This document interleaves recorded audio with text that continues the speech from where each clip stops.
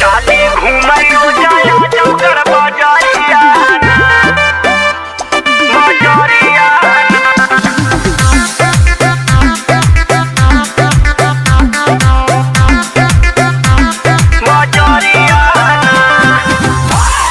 अरे अरे अरे अरे ये कैसे थी भाई? ये माल है कि भौकाल है भैया? ना होश में रहबा, जब कहीं बहरे जाएला तो लगेला चिल्लाए। अरे राहुल भाई, अरे इनके बारे में हम बतावत ही मर्दवा, सुना। अच्छा सुना। गोरिया दई के आँख में काजल, पहुआ पहिन के छागल, जाली रोज घूमैया जंगल बजरिया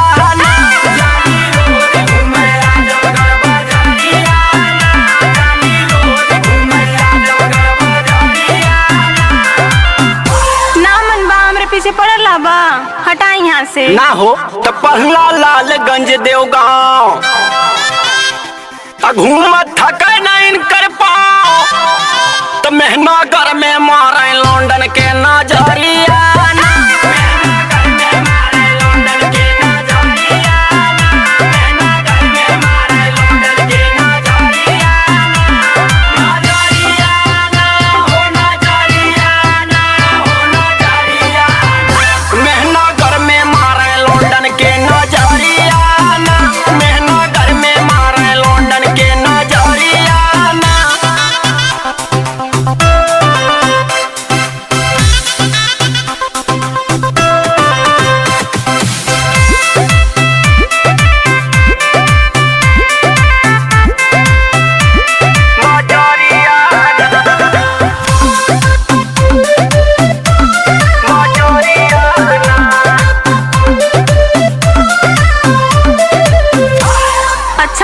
सुधर जाने तो ठीक ना होई।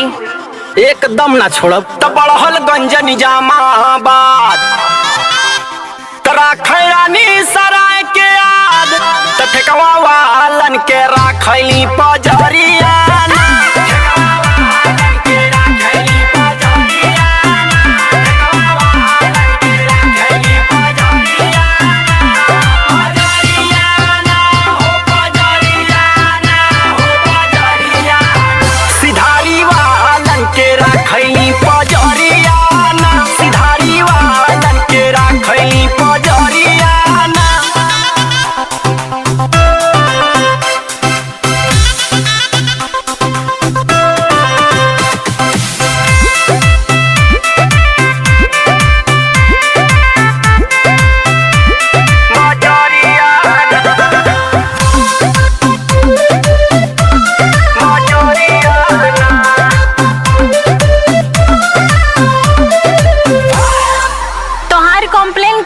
पड़ी कटोरी, मनीष, किशन और कमलेशों से। तो राहुल रोकी करे माना, तो गहवई रविंदर दीवाना, तो कहीं बनब एक के सेठी के गुजरिया।